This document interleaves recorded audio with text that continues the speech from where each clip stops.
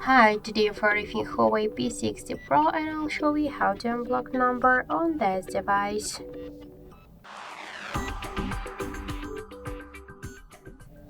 So open first the phone application, tap here on the right upper corner on phone tab, on the right upper corner on these four dots. Tap to blocked, click to the settings icon and just tap to block list.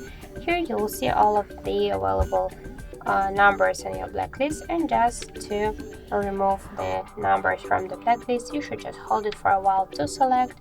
You could select all of the numbers from here or just a couple of them.